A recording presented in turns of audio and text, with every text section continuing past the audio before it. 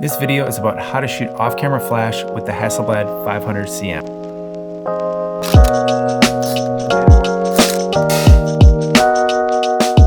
This camera is a little unique in how it operates, especially when comparing it to modern digital and mirrorless cameras. First, I think it's important to go over how modern cameras work in regards to off-camera flash, because things have gotten really advanced in a sense and quite a bit more complicated than when this camera was made. And I feel it'll just give a little perspective on how easy it actually is to shoot with this camera using off-camera flash. So modern digital SLR and mirrorless cameras generally have what is called a focal plane shutter. This is where there's a curtain in front of the sensor or film, and it opens and closes to make the exposure. The first curtain opens, starting the exposure, and then the second curtain closes, finishing the exposure. So one opens, then another one closes. Now, how fast that curtain opens and closes, that is your shutter speed. For standard off-camera flash, you'll generally have a maximum flash sync speed on these cameras of right around 1/200th of a second for the actual shutter speed.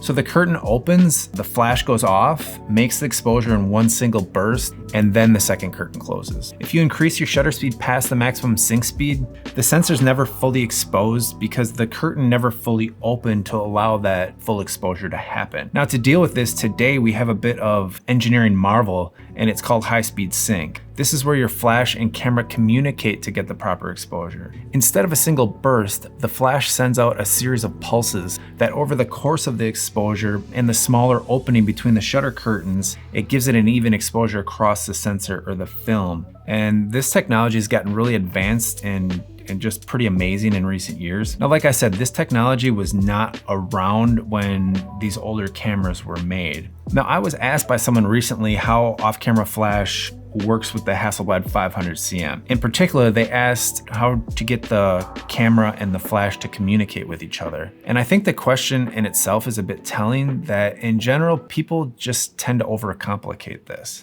The Hasselblad 500cm and the CF lenses all use Prontor shutters that are in-lens leaf shutters, and they can sync at any shutter speed that the camera has. So the only real communication is to signal the flash when the shutter's released to send a signal to tell the flash to fire. So this system, in my opinion, has two things going for it. It has over a stop faster max sync speed than most cameras using straight off-camera flash, as this can sync all the way up to 500th of a second. And it doesn't rely on any crazy computerized trigger system with complex communication to do so. So this leads us to how you would shoot with this camera with off-camera flash. First, you basically need a sync cable, and you need a sync cable that goes into the sync port on the camera right here. There's a sync port on the lens. Now, this can be a long cable that goes all the way to the sync or the 2.5mm jack on your flash. This is how it was done for years in the past. I personally do not own any long cables like this, but you can definitely do it this way, which might even be more reliable than how I do it, which is through the use of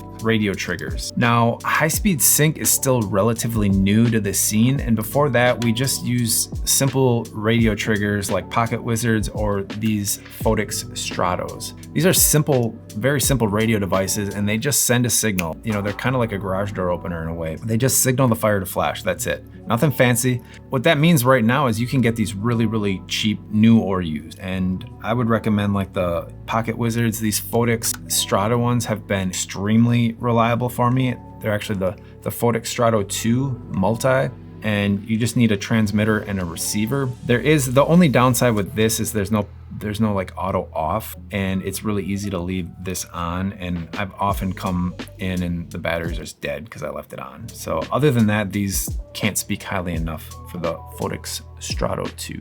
So basically, instead of the long sync cable, you take two short ones. So you take one from the X sync port on your lens, and then that goes into your transmitter, which I just put, this is a cold shoe on here, and I just pop it on there, and then you plug this into the port, the output port on there. So that's gonna send the signal to your receiver. So you're gonna take the cord and plug it into your flash terminal on here, and plug it into the sync port on your flash. Then you just want to make sure there's 4 channels on here, that the channel and the group are on the same setting. So in this case, it's channel 1, group A, channel 1, group A. So you want to make sure those are set up so that it's on the same frequency sending the signal. And this is the only real communication needed to make this setup work.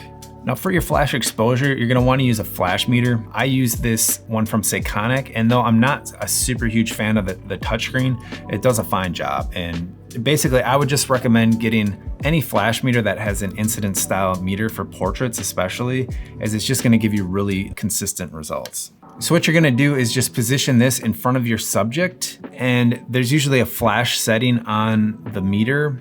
Then hold down the measure button and trigger your flash. Either with the trigger, you could just take the trigger off, or have your camera with you and hit the test button, and that's gonna give you a meter reading for your exposure. Now in a controlled studio setting where you're cutting out all the ambient light, meaning the flash and the flashes are basically lighting everything, you really only have to concern yourself with the ISO and f-stop for the flash exposure. Okay, as an example, if I'm shooting with ISO 400 film, I would set the ISO on the flash meter to 400, and I would just put the shutter speed anywhere from 1/25th to 2/50th of a second and take a reading for the f-stop. The shutter speed doesn't really have any effect on the flash exposure at this point, so it's not important. You can shoot at any shutter speed and the exposure for the flash is gonna stay the same. Now, if you did do like a long exposure of like 4 seconds, that would let in a lot of ambient light, so don't do that unless it's your intention. This is called dragging the shutter, and it can be very powerful and you can do some very creative stuff with it. But if you're just getting started, let's start with the basics. I usually shoot for around f5.6 to f11 in my studio at 1/250th of a second. And that blocks out all the ambient light, meaning that if I took a picture without the flash, the frame would just be black, completely black, no light coming in at all. And what this allows me to do is dial in the contrast with just my strobes and reflectors. But I could shoot at 1/60th, even slower, and all the way up to the maximum shutter speed on the camera, which is 500th of a second. And these images are all gonna look identical because there's such low ambient light levels. The strobe itself will freeze any motion, and the slowest shutter speed you can use will only be determined by how much ambient light there actually is in the scene. Now, if you are outdoors shooting with this setup, shutter speed will definitely come into play more. So what you need to remember is that your fastest shutter speed with this camera is at 1/500th of a second. So on a sunny day using the Sunny 16 rule with ISO 100 film, you'd be at around 1/25th of a second at f16.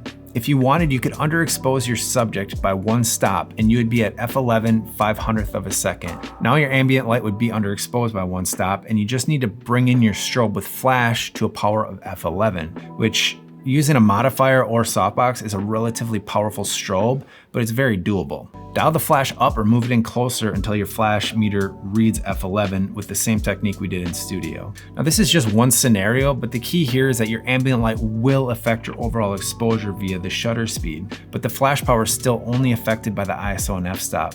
Now, if you wanted shallower depth of field, you still do have options. You could wait for an overcast day or when the light levels are just lower, like early morning, late afternoon into the evening when the sun is not as bright. And that's gonna allow you to open up the aperture to let the required light in. And at the same time, you're gonna compensate by dialing down your flash a bit, but still go off what your meter tells you. You could also use what are called neutral density filters, and that's gonna darken down the whole scene, allowing you to use a wider lens aperture. All right, so that pretty much covers the basics of using off-camera flash with the Hasselblad 500cm. I find it just a really great system, and I'm usually very happy with the results I get using off-camera flash with this camera. And real quick, I just wanted to give a huge thank you to those that have made donations to my page. There is a link in the description below if you do want to help out. It's been really helpful and encouraging for me to keep this channel moving forward with valuable updated content for y'all. So thank you very, very much. Also, if you want to take your portrait lighting to the next level, definitely check out my no stress location lighting bootcamp.